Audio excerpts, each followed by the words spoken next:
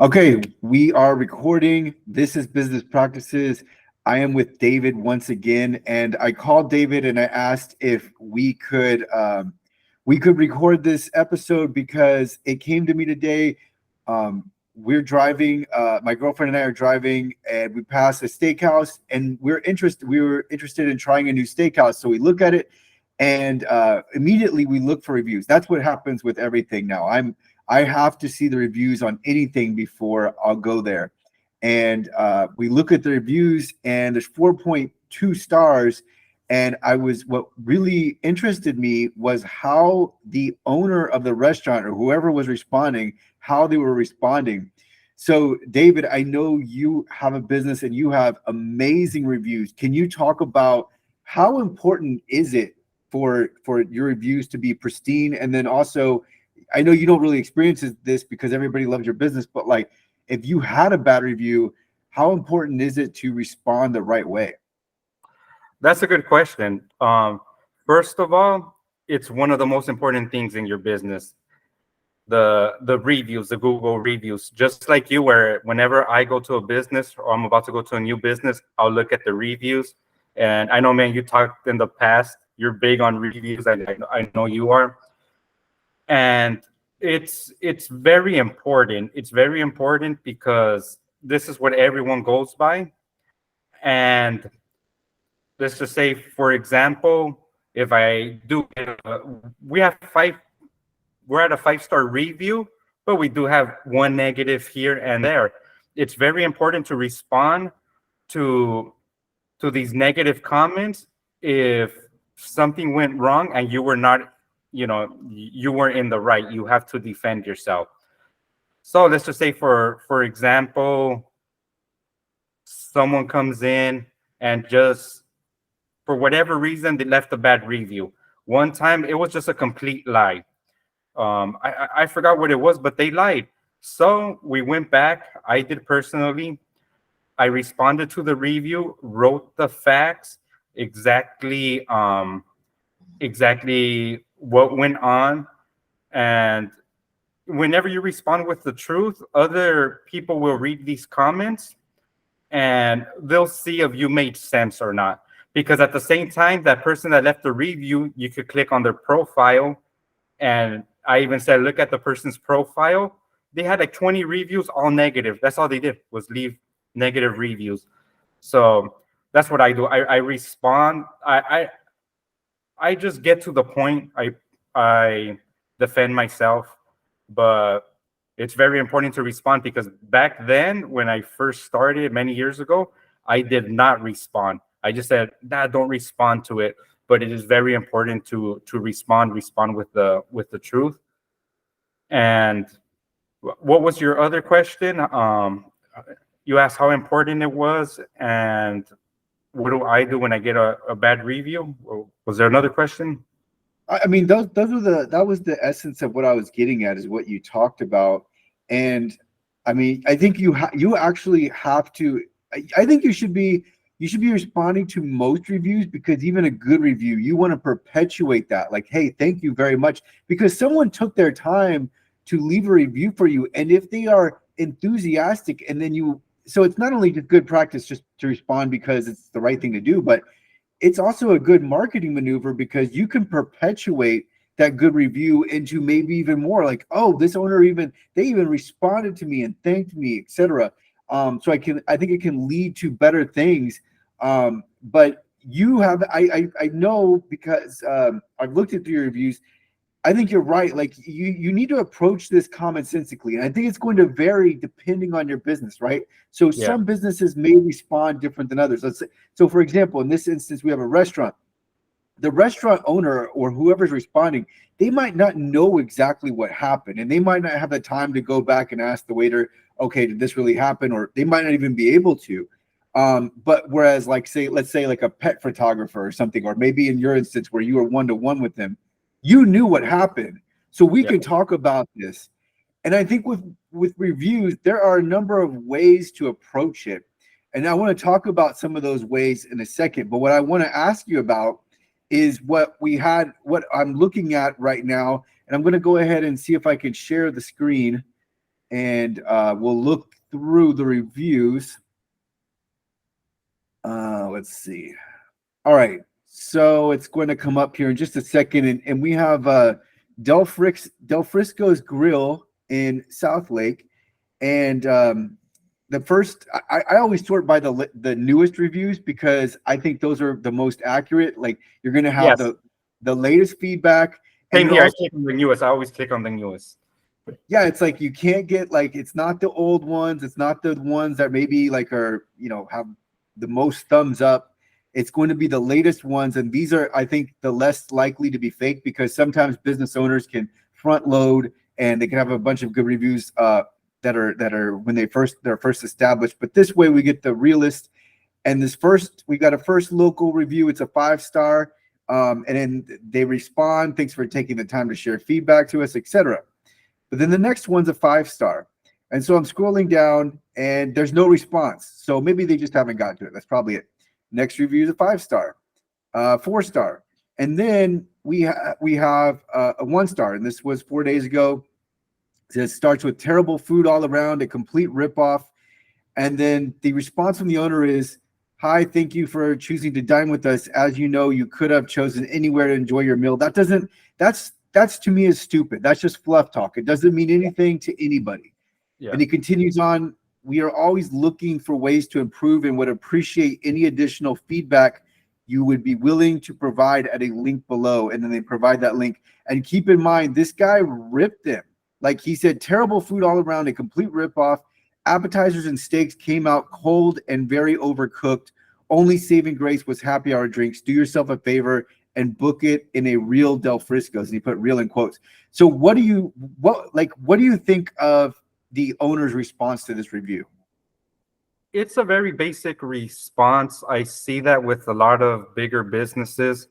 For example, just across the arcade place where I live, the one that has a bunch of bad reviews, they respond the same thing over and over.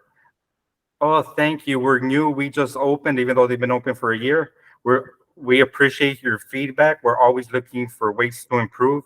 We appreciate it."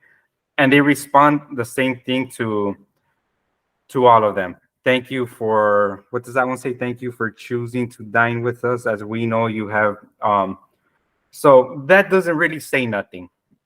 I don't know if it says anything to you. It doesn't say anything to me. They're just trying to do what you talked about, just responding to the client to maybe make them feel a little bit better. Because I know a sales technique is always agree with your prospect across to you. For example, if you're saying something and I think you're wrong, I'm going to say right, and then no, that's right. But then I add my 2 cents, even though I don't think you're right. So I think that's what they're doing. Thank you. They just left a bad review. Thank you for choosing us. And it's very basic. They're just to me, that's saying they don't care. They're not going to improve next. They just addressed it, right? But yeah, go ahead. This is so. I mean, yes, it's good to respond to each customer, but more importantly, reviews are really an opportunity to market, and they are public. Everybody is looking at this, so they're looking to see, hey, are you a fraud or are you for real? So like with this, they got a horrible review and they didn't really respond to it. So what sticks? That review. This generic, long, vague business, like a PR sort of answer, that doesn't stick. What sticks in my mind is terrible food all around, and they didn't have an answer for it. They didn't say, we had terrible food. We're going to make it better. This is not like we're starting at a bad experience. We'll make, let us know, contact us. Let's get in contact and let's, make your experience, the next one, the best one that possible. No, What they said was a bunch of just like, oh, we're always looking for ways to improve. Oh, shut up. Like everybody's looking for ways to improve. That does not address this review. And that's why we're having this meeting right now, is because I kept going on the reviews and they're doing the same thing. Like you said, they're providing that same generic response. One guy wrote just a few, like the next review down, it was good, not great, pretty expensive for what you get. And it was like a tepid review. And then we keep scrolling down. There's another 2-star review, and it says, took our clients here, and it was not a delightful experience. In fact, unlike other Del Frisco's I've ever had, the service was really bad, and they continued on ripping them. And then we get this same generic response that I just read. This is doing nothing to deaden these stinging reviews, which that's what you want to do. You want to neutralize a bad review. And so people understand sometimes, like you said, people are just negative. You've got competitors. They might be leaving bad reviews. People know that bad reviews happen every now and then, right? Like if I see overwhelmingly great reviews or a really high average, I'm going to overlook those bad reviews. So it's not like the end of the world. But what is really bad is when you have owners that are sitting here and they're just like these Del Frisco's is getting eviscerated, and they're not saying anything. They're not defending themselves. And then what it ultimately comes down to is, I don't think they can. Yeah. No, I agree. They didn't address the question. They didn't answer the question. Why? I'll tell you why. Because they're not going to fix the problem. They're going to keep giving that same service. They have no intention of changing that. So, they're going to give you something basic. Oh, thanks for your feedback. We'll look at, we want to improve our services, whatever. But they're just telling you, it is what it is. You like it, come back. You don't come back. We don't care. And for example, the way I responded to one was, now that I remember, this lady put a review. She said, oh, they're just a bunch of con artists at my place of business. And she said, they forced me in there. I just wanted prices over the phone. They forced me in there just to try to sell me. I didn't want to waste my time going. Then they don't have a class at this time. I'm looking for the mornings and they don't have it. So the way I responded was, no one had you come in. That lady actually showed up an hour before we opened, and a trainer happened to be there. What did he do? He saw her waiting outside, opens the doors for her, come on in, starts talking to her, going over the programs. She also said, oh, they're so expensive. So the thing was, she was upset because we didn't offer a class when she wanted it in the morning. Why would you leave a bad review for something we don't offer? I'm not going to go to McDonald's and leave a bad review because I wanted pizza and they didn't serve it. We just didn't have it, right? We just don't offer that. Then what did she want? We offered her private lessons. There are private lessons for your time, but then she doesn't want to pay for private lessons. So I responded with that information. I don't know what we could have done here. I don't know where we gave you bad service. We just because we don't have something that you wanted, we don't offer it. And so I left that review, and we don't get that many. That's why I remember that one. But these are just bigger chains. They really, services have gotten really bad, especially after the pandemic. This is a constant conversation I'm having with my employees, with my wife, and service is really bad, but as a business owner, you're still responsible. A lot of businesses stay with their current employees knowing they're bad for the business. But why? Because people don't want to work. Let me give you an example. I just went to my dentist, and actually we were texting when I was at the dentist. I don't know if you remember. I told you I'm at the dentist. I'll call you after. So I went to the dentist that day, and I saw a dental assistant that I had never seen. I've already gone like 5 times to that place. I know the owner. We're becoming really good friends. So when I saw the dental assistant, when I was alone with her, I asked her, oh, you're new here? And you know how she responds? Well, it's my first day here. I still don't know if I want to work here. I'm trying to see if they fit my needs. And I don't know if I'm going to choose them or choose someone else. Me as a business owner, I would not like that. She was trying to make herself feel too important, like building up her own ego. Okay, so I didn't like that, and I was gonna tell the owner, but I left. I had forgot about it. I go 3 days later for my follow-up. Okay, he had hired her after she after 2 days. She already called for a day off that morning when they were waiting for her. So they're going crazy all over the place. Yeah, she called in last minute. She can't make it to work today. And he tells me the hardest thing for me has been finding good help. People aren't replying to job ads. And when people come here, new dental assistants with no experience, they're now demanding a certain wage. Oh, if I don't get that, I'm not going to work. And they have no experience. So I see this happening because we're going through it too. You need to pay more today for an employee that's half as qualified as they were a few years ago. And me and you, we go out a lot to eat. We go to businesses. We've experienced this where we're just dumbfounded, like what's going on with these businesses. So when you have employees like that, the bad reviews are going to show up. Now, as a business owner, it is what it is. You need to strategize. You need to come up with something because you can't keep getting these bad reviews. Even they're probably merited. What do you do? Because eventually you're just drowning slowly, right? And But so that tells you though that like you gotta pay more. That's it. The line has moved higher. Yeah. And as a business owner, it might mean less profit, but unless you want to lose business altogether, you're going to have to pay more to get those premium employees. What do we see? We see these business owners, they try to keep it at the old days. Wherever they're comfortable, wherever they get uncomfortable, they stop hiring.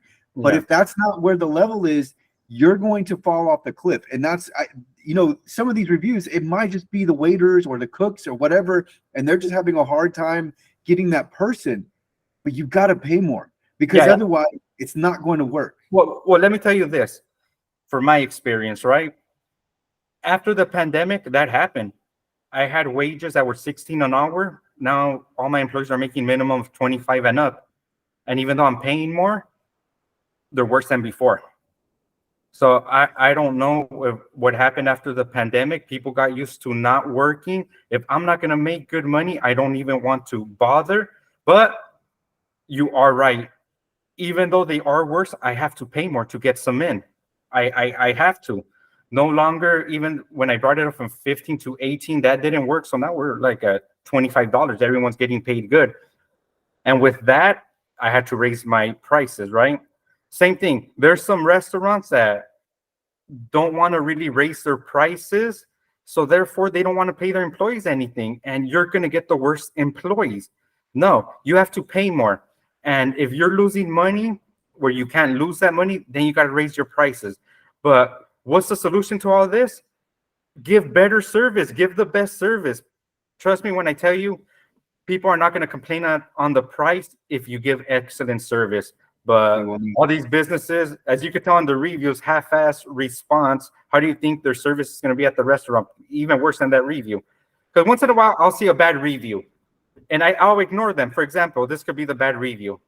I went to that restaurant. It was a ripoff. Everything was so expensive.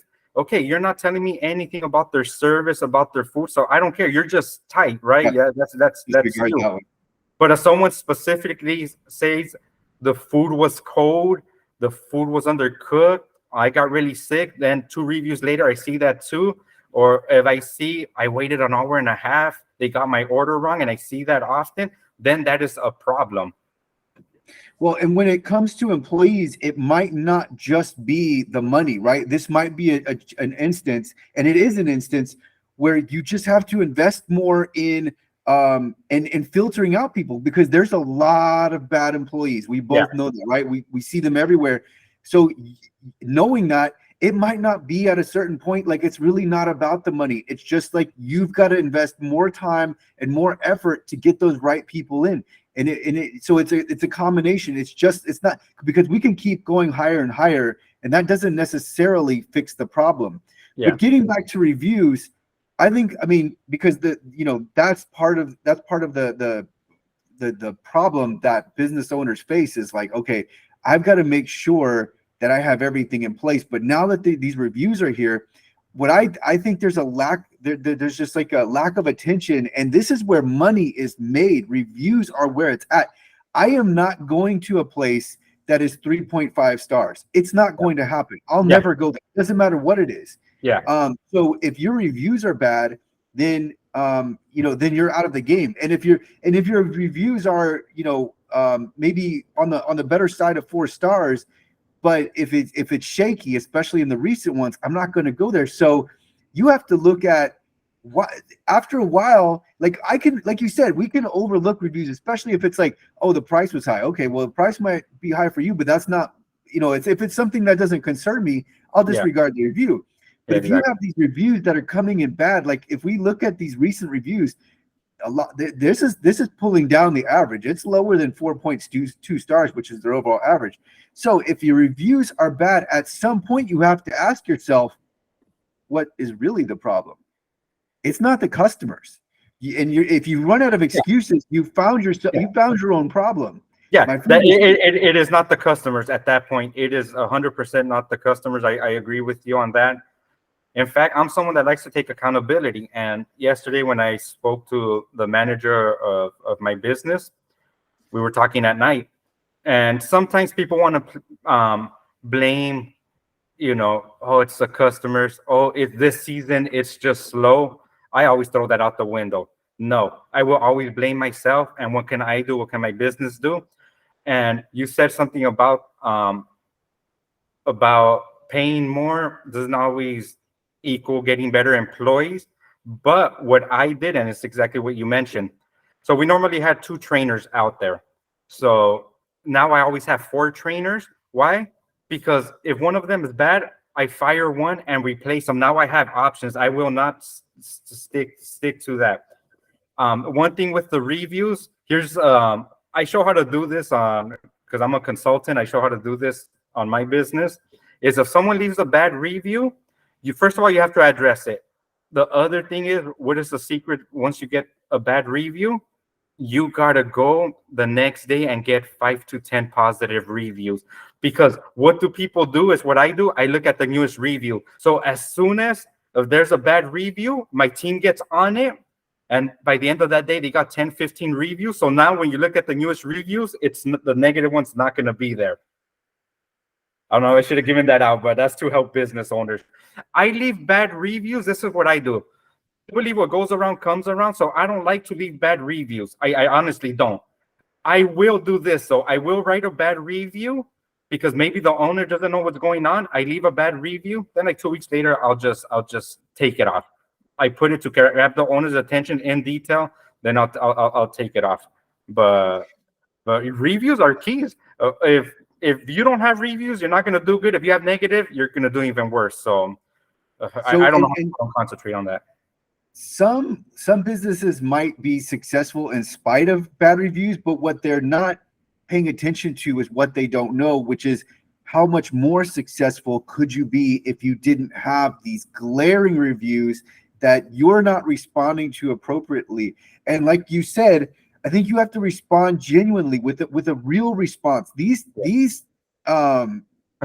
cookie cutter responses are bad.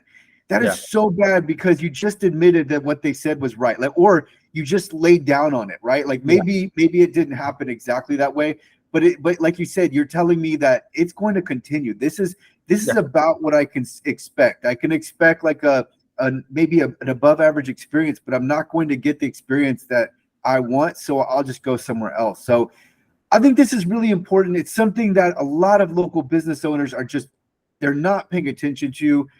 But reviews, quantity of reviews, quality of reviews, it all matters. We know you can fake a few reviews, right? Like you can get your employees to leave reviews and etc. But over time they accumulate, and over time they become more and more reflective of your business, and they start to create a story, and they tell that story online, and everybody sees it. Whether or not you rank high, everybody sees it. If they search for your business, they will see it. And so you don't want to have that negative reflection, and you can turn it around by pulling things up. But if you're just going to leave, eventually you have a reflection, and at that point you have to ask yourself, is this who I want to be, right? As a restaurant, do I want to be a 4.2 restaurant? Maybe you do. Maybe you just want to fit in that, like, hey, we'll go there if we need to, but we really rather not. Maybe that's where you want to be, but that is not where you will be highly successful. Yeah. Go ahead. ahead. The reviews, I see this a lot. Are reviews where people are complaining about the rude customer service, and they are common. You look at a business and you'll see probably in the last 30 reviews, 15 of them, they were disrespectful, they were rude, they laughed at my face. And as a business owner, I'm thinking, maybe that's the business owner and he doesn't care. Or if you have an employee that's doing that, let him go. He's doing nothing for your business. I love reviews because people are very honest. You will get a review that makes no sense here and there. Like I said, for example, oh, they're expensive there. Okay, what do you know? How can you tell it's expensive? Is this restaurant that sells the same food paying the same amount of rent as the restaurant on the other side of town? Does this restaurant have way more employees than this one? So I never look at price. I don't care about that. But those I normally don't respond with. Oh, it was too expensive. I don't get them too much, and I don't pay attention to them. But when someone is specific, whether it comes to food, whether it comes to I bought this product and it broke. Amazon too, right? They have reviews, and yeah, once I read a few bad reviews, this was cheaply made, it broke, I am not buying. Like, it's really, for many people, it is the determining factor. Some people, they don't look at reviews, they don't really pay attention, but a lot of people do. And I'll leave with this. There was one recent time where I didn't look at reviews, and the reason why I didn't is because I was going to Schlitterbahn, and I found Schlitterbahn because I was literally looking for the best water parks in the US, and it was like, on some lists it was number one. So I was just in my head, I was going. I made a mistake because I did not read the reviews, and the latest reviews were very accurate. It was horrible. You couldn't have paid me to go. Long lines, long waits to travel between the parks because there are multiple parks. I was hardly ever in the water, and I was in a water park. It just really, the reviews were reflective. Some people love it, but some people are just less discerning. But I had a really bad experience, and the recent reviews did tell that story. And the wave pool was so small, like smaller than any wave pool I've been. And I just expected for a consistently ranked top 5 water park. And this is across the United States and sometimes even the world. I thought there would be an epic experience, but it was horrible. So just like I the review regret said, that. right? So the reviews are like, okay, I think Okay. in fact, I can look them up now. I want to see. Now I'm curious. But the reviews were I think there were at least 2 stars. I think it was 4. Let's see. Google does this thing now where it doesn't give you the review, but it's 4.4.